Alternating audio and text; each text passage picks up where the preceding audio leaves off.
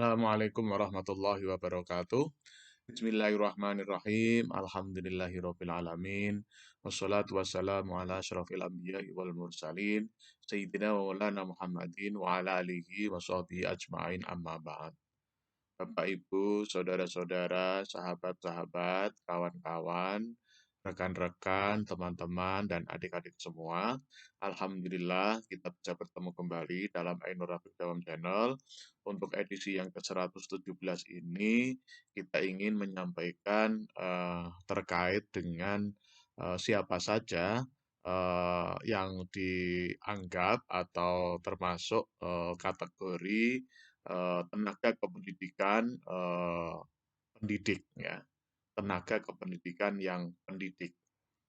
Bapak Ibu yang kami hormati, saudara-saudara, sahabat-sahabat, sebagaimana kita ketahui bersama bahwa dunia pendidikan itu selalu dinamis, selalu berkembang, dan selalu berubah sesuai dengan kebutuhan masyarakat, kebutuhan perkembangan ilmu dan ilmu pengetahuan dan teknologi, juga perkembangan sosial budaya yang ada di sebuah negara. Sebagai sebuah kebijakan, maka pendidikan itu selalu mengalami dinamika, selalu mengalami perubahan yang ditetapkan oleh kementerian atau pejabat yang berwenang. Tentunya sesuai dengan regulasi yang ada. Eh, Sebagaimana kita ketahui bersama juga bahwa PP 19 tahun 2005 tentang Standar Nasional Pendidikan telah berkali-kali dirubah, kemudian terjadi perubahan, kemudian pada tahun 2021 itu muncul yang namanya atau ditetapkan PP tentang Standar Nasional Pendidikan nomor 57 tahun 2021. Nah, di dalam PP nomor 57 tahun 2021 tentang Standar Nasional Pendidikan itu, salah satu bagian dari Standar Nasional Pendidikan adalah standar tenaga kependidikan. Dan agak berbeda dengan Standar Nasional Pendidikan yang nomor 19 tahun 2005. Kalau di SNP atau PP SNP 19 2005 itu istilahnya adalah standar pendidik dan tenaga kependidikan. Tetapi di PP 57, PP nomor 57 tahun 2021 yang terkait dengan pendidik dan tenaga kependidikan, istilahnya dirubah menjadi tenaga kependidikan. Ya, jadi namanya adalah standar eh, tenaga kependidikan atau istilahnya STK. Nah, kalau kita runut atau kita lihat di dalam PP 57 tahun 2021 itu bisa kita kategorikan bahwa tenaga kependidikan itu dibagi secara garis besar menjadi dua.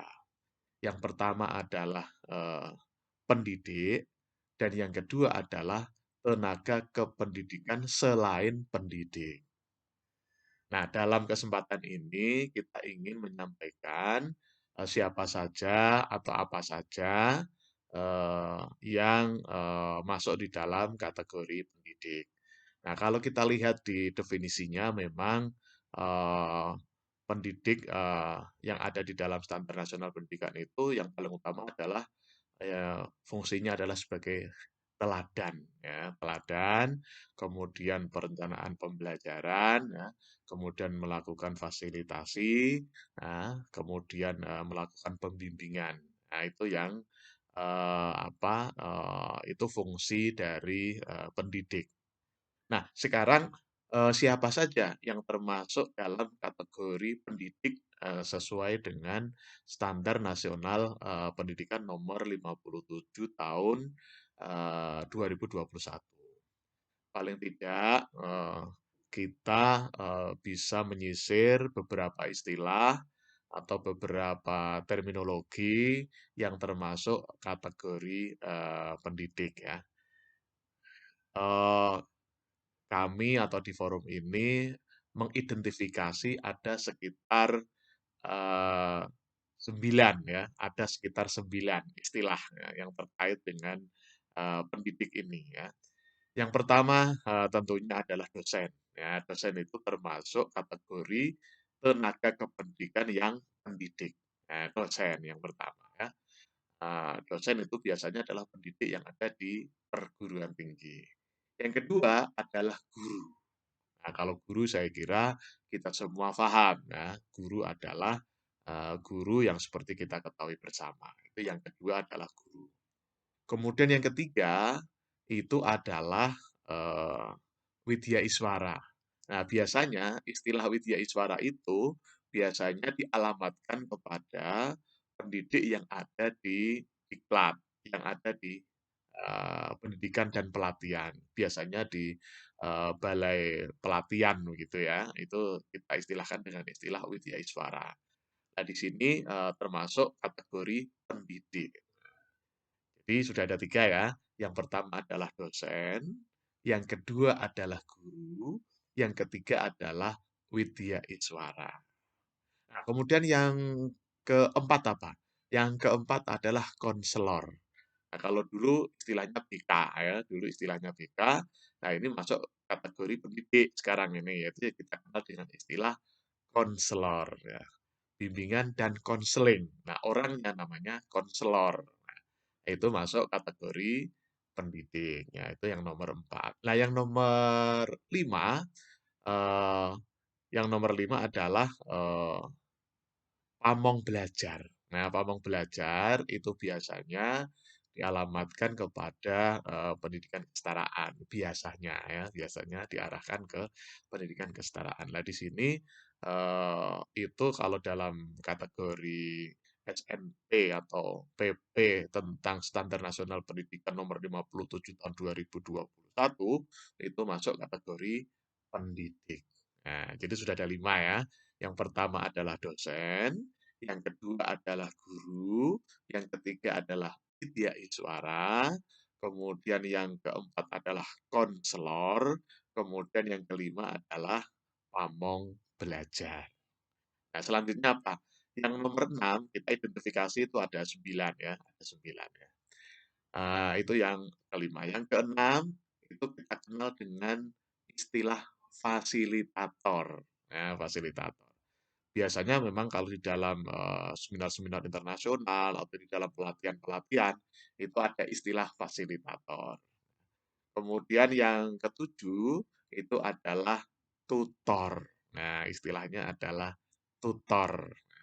Nah, saya kira terkait dengan tutor ini juga biasanya terkait dengan eee, pendidikan kesetaraan biasanya ya. Nah, kemudian selanjutnya yang nomor 8 kita istilahkan dengan instruktur.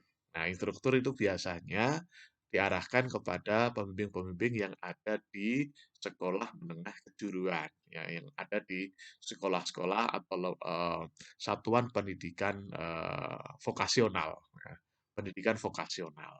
Nah, yang terakhir adalah istilah lain. Nah, ada di situ ada istilah-istilah lain.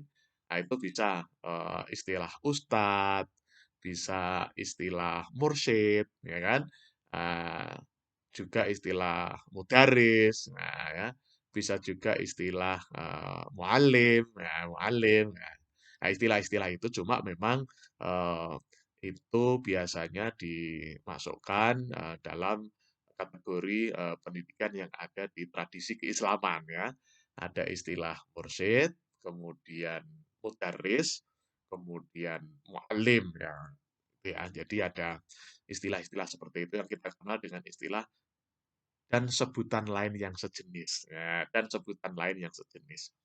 Jadi sudah ada 9 ya, dari semua Bapak Ibu, saudara-saudara, sahabat-sahabat, semuanya itu masuk kategori tenaga kependidikan yang pendidik. Nah, sebagaimana tadi kita sampaikan bahwa di dalam PP nomor 57 tahun 2021 itu yang berisi tentang standar nasional pendidikan yang ada 8 itu, 8 standar nasional pendidikan, salah satunya adalah standar tenaga kependidikan.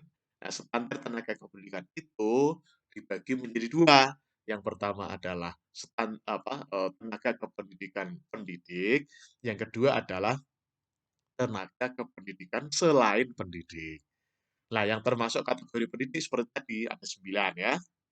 Yang pertama, kita ulang lagi, yang pertama adalah guru, yang pertama adalah dosen, kemudian guru, kemudian yang ketiga adalah widya iswara, kemudian yang keempat istilahnya adalah konselor, ya. Kemudian yang kelima adalah pamong belajar, yang keenam adalah fasilitator, kemudian yang ketujuh adalah tutor, yang kedelapan adalah instruktur, yang kesembilan adalah istilah lain yang sejenis. Termasuk di dalamnya adalah mursyid, mudaris, mualim, atau ustadz ya. Ustadz, mursyid, mudaris atau mualim itu masuk di dalam kategori istilah lain yang sejenis. Nah, kemudian kalau terkait dengan tenaga kependidikan selain pendidik itu yang ngurusin tentang administrasi, kemudian pelayanan, kemudian pengelolaan, kemudian yang terkait dengan kelancaran proses pendidikan, proses belajar mengajar, itulah yang kita kenal dengan istilah tenaga kependidikan, termasuk di dalamnya adalah kepengawasan. Ya. Jadi kalau yang itu tadi kayak yang terkait dengan administrasi, kemudian pengelolaan atau manajerial, kemudian kepengawasan, kemudian terkait dengan tata kelola. Nah, itu semuanya masuk di dalam kategori tenaga kependidikan selain pendidik.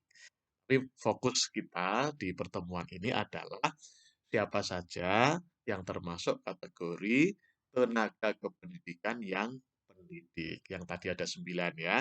Kita ulang lagi. Pertama adalah dosen, kedua adalah guru, ketiga adalah widya iswara, yang keempat adalah konselor, yang kelima adalah pamong belajar, yang keenam adalah fasilitator, yang ketujuh adalah tutor, yang kedelapan adalah instruktur, dan yang kesembilan adalah istilah lain yang sejenis, termasuk di dalamnya adalah ustadz, mudaris, muallim, mursyid, ya masuk di dalamnya. Barangkali demikian kita ucapkan tagline kita, sukses di dunia, bahagia di dunia. Sukses di akhirat, bahagia di akhirat. Amin, amin, amin. Terima kasih. Mohon maaf atas segala kekurangan. Wassalamualaikum warahmatullahi wabarakatuh.